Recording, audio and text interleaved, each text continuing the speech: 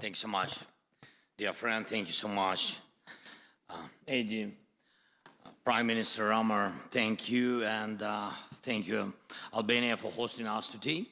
Not just in a beautiful country, but in a country that believes in Europe and stands for its future. Dear friends, thank you all for your support, and I appreciate that we share the same understanding. This war Russia against Ukraine must be ended as soon as possible and in a just way. Ukraine needs peace. Peace in Europe depends on whether Ukraine will get it. All of you know that this week we had a real chance to take important steps toward ending this war, if only Putin had not been afraid to come to Turkey. I was in Ankara yesterday, and thanks for participation and hosting us, President Erdogan.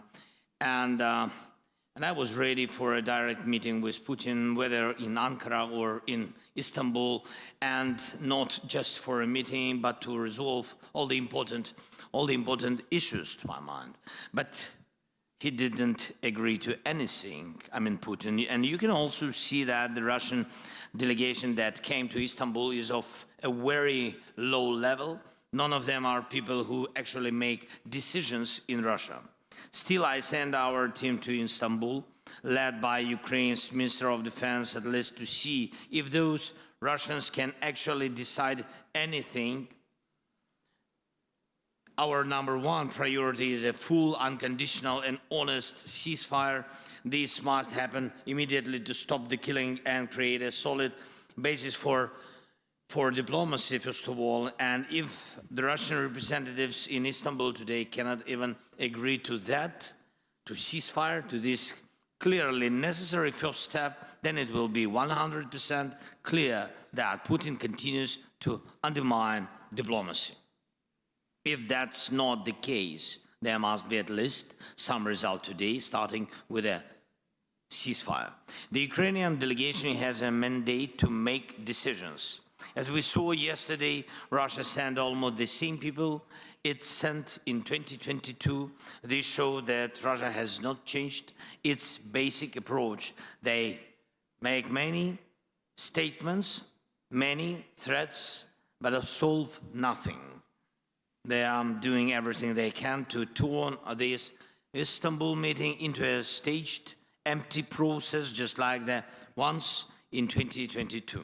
It's not us or Western leaders who are disrupting the negotiation, as the Russians have been claiming for years. It's Russians who send empty heads to the talks. And that's what destroys the meaning of diplomacy. So if it turns out that the Russian delegation really is just theatrical and can't deliver any results today, the world must respond. There needs to be a strong reaction, including sanctions against Russia's energy sector and banks. Pressure must continue to rise until real progress is made. Ukraine is ready to take all realistic steps to end this war. I call on Putin to give his delegation real authority, and we need a full stop to the killing, long enough to give diplomacy a real chance. Secondly, we must build at least a minimum level of trust in the negotiation process. This can be done by releasing prisoners of war, returning Ukrainian children taken by Russia, and releasing civilian hostages currently held by the Russian side. Third, we need to clearly define which issues must be handled at the leadership level, not below. And we all know who makes the real decisions in Russia.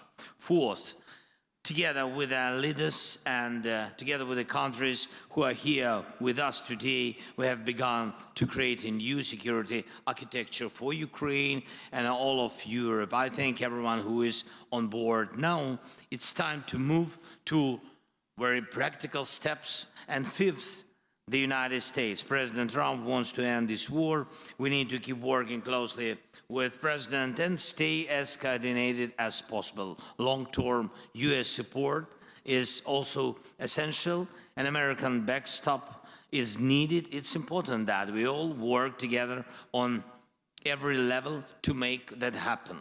And of course, I will keep you informed throughout the day about what is happening in Istanbul and whether there is any chance the Russian delegation will take real steps to stop the killing and bring the war to an end. Thank you, Eddie, again for invitation.